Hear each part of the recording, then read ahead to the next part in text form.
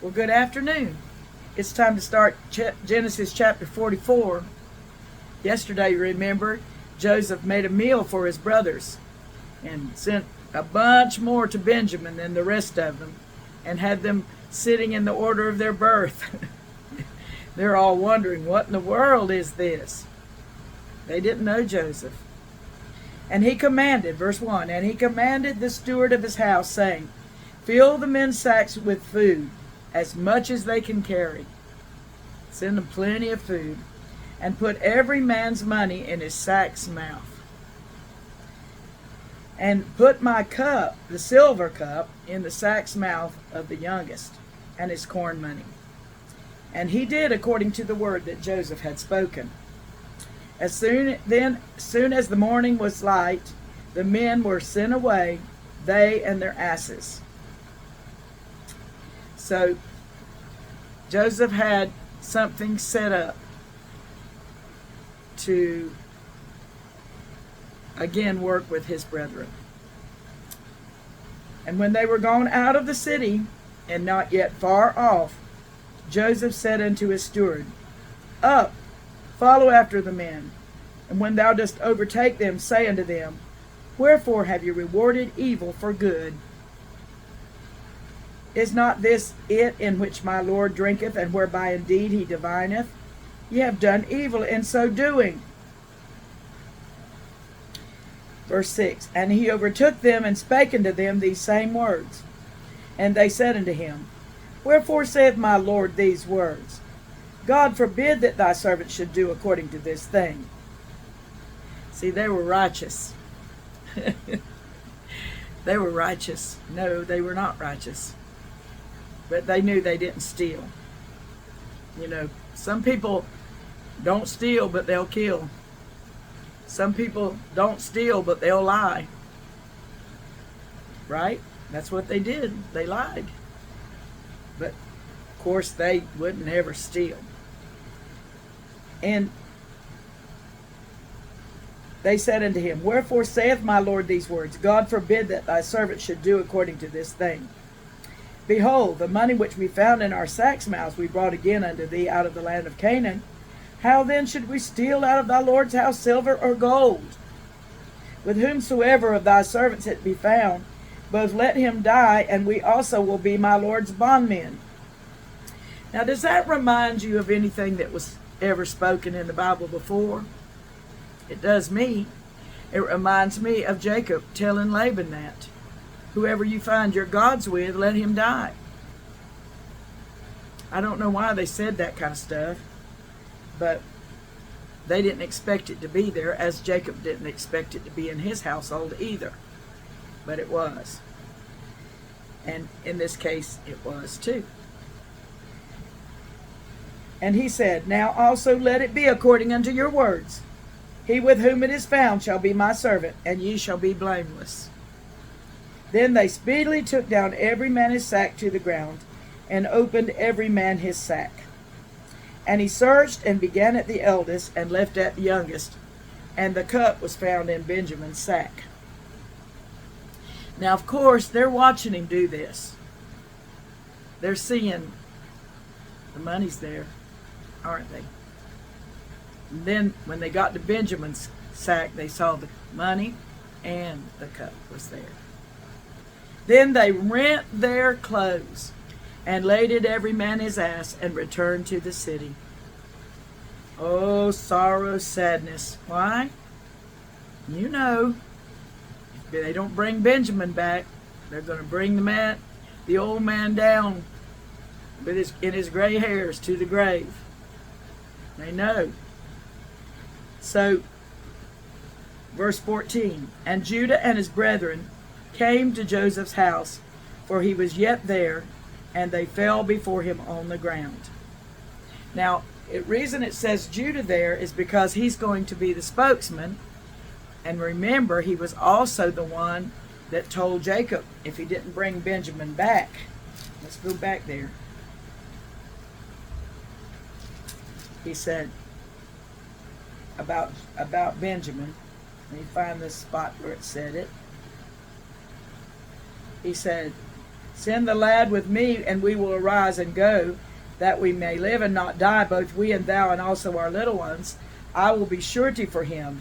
Of my hand shalt thou require him. If I bring him not unto thee, and set him before thee, then let me bear the blame forever. So that's why it said Judah and his brethren, because Judah was the one that had been surety for Benjamin. So, and Judah and his brethren came to Joseph's house, for he was yet there, and they fell before him on the ground. Here they are bowing before him again. And Joseph said unto them, What deed is this that ye have done? Wot ye not, or know you not, that such a man as I can certainly divine? Can certainly divine. I believe what he meant was I can discern. I can understand what you're doing. I can know it from God. Show it. God showing it to me. And Judah said, What shall we say unto my Lord? What shall we speak? Or how shall we clear ourselves? God hath found out the iniquity of thy servants. Behold, we are my Lord's servants, both we and he also with whom the cup is found. So Judah didn't want to go home. If Benjamin was going to stay, he is going to be a servant too. Verse 17, and he said, Joseph, God forbid that I should do so, but the man in whose hand the cup is found, he shall be my servant. And as for you, get you up in peace unto your father. Now, Judah knew that Benjamin hadn't stolen that cup. I believe they weren't thieves. And Judah knew his brother hadn't stolen it. But listen to what he said. Then Judah came near unto him and said, O my Lord. Judah was the one that sold him. O my Lord, let thy servant, I pray thee, speak a word in my Lord's ears, and let not thine anger burn against thy servant, for thou art even as Pharaoh. He's honoring the Lord, his Lord, which was Joseph. My Lord asked his servant, saying, Have ye a father or a brother? And we said unto my Lord, We have a father, an old man, and a child of his old age, a little one. And his brother is dead, and he alone is left of his mother, and his father loveth him. And thou saidst unto thy servants, Bring him down unto me, that I may set mine eyes upon him. And we said unto my Lord, The lad cannot leave his father, for if he should leave his father would die. And thou saidst unto thy servants, Except your youngest brother come down with you, ye shall see my face no more. And it came to pass, when we came up unto thy servant, my father, we told him the words of my Lord. And our father said, Go again and buy us a little food. And we said, We cannot go down. If our youngest brother be with us, then will we go down. For we may not see the man's face, except our youngest brother be with us. And thy servant my father said unto us, Ye know that my wife bare me 2 sons, Jacob. He counted them all as his wives. I know he did, because he was upset at Reuben about Bilhah. He counted them all as his wives. But Rachel was his wife.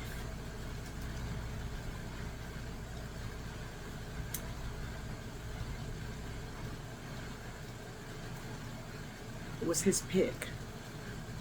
It was his love.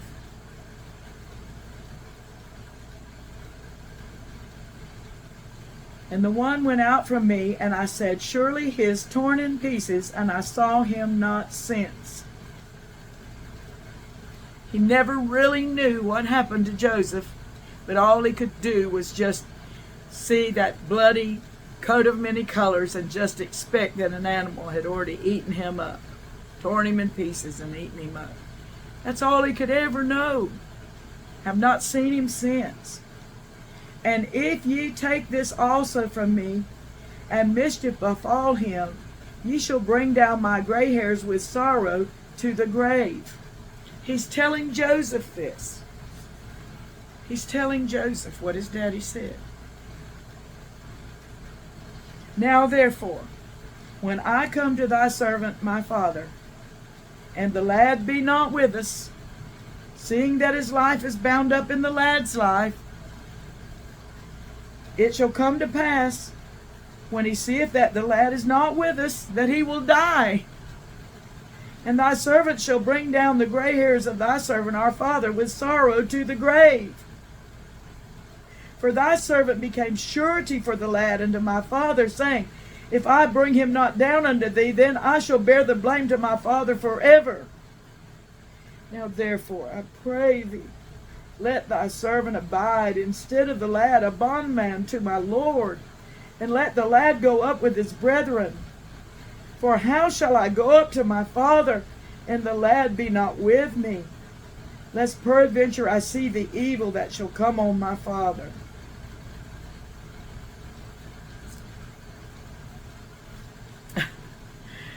Were they not in a mess? They had sold Joseph, and now Benjamin was going to be left with the Lord, with this Lord of the land.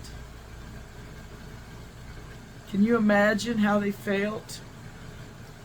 Because they were guilty about Joseph. Okay, now let's get on in. Since we got a little bit more time, let's get on into chapter 45. Verse 1.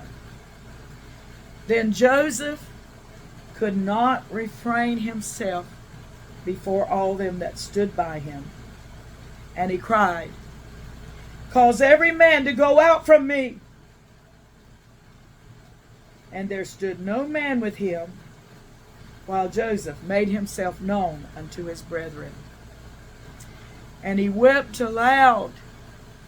And the Egyptians in the house of Pharaoh heard.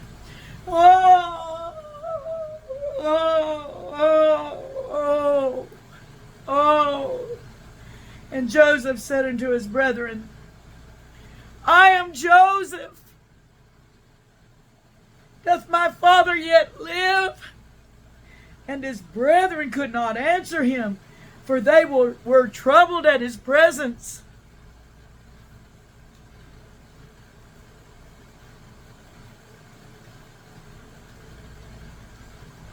It's hard to imagine what they felt. It's hard to imagine. And they knew that only this Lord had been really severe with them, had really been strange too, taking him to their house and feeding them. I am Joseph. I can see them looking him over, trying to recognize him. Doth my father yet live? And his brethren could not answer him, for they were troubled at his presence. And Joseph said unto his brethren, Come near to me, I pray you. And they came near. And he said, I am Joseph, your brother, whom you sold into Egypt. Now therefore, be not grieved nor angry with yourselves, that ye sold me hither. For God did send me before you to preserve life.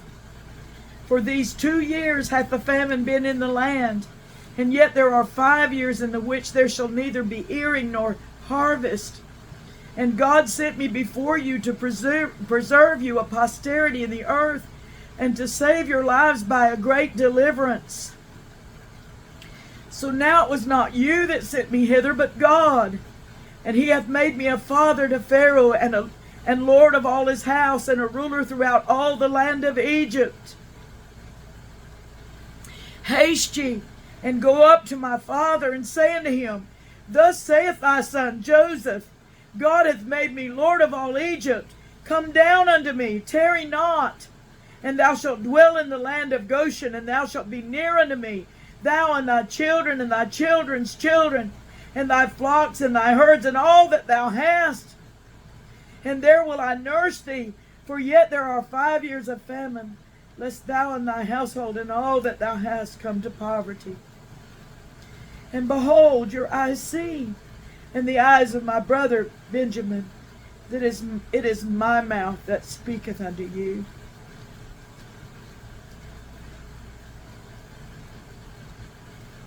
He was talking Hebrew.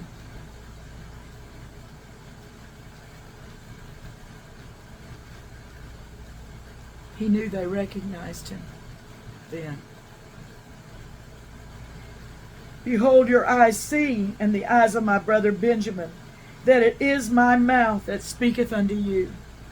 And ye shall tell my father of all my glory in Egypt, and of all that ye have seen. And ye shall haste and bring down my father hither.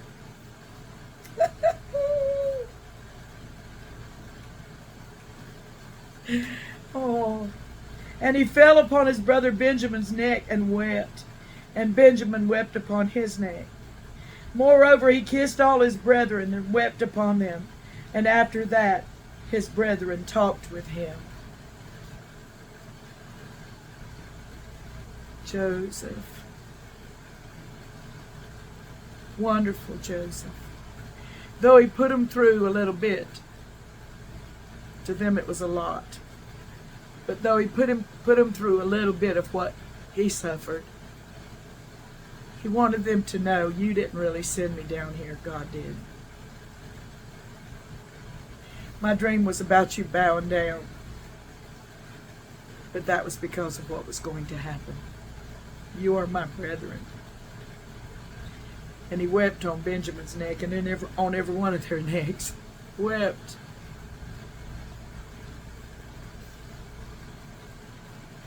Have you ever been despised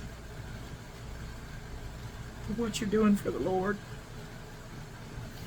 Have you ever been despised by your family for standing for His truth, His word? And you know you're not just doing it for God. You know you're doing it for them too, but you're despised for it.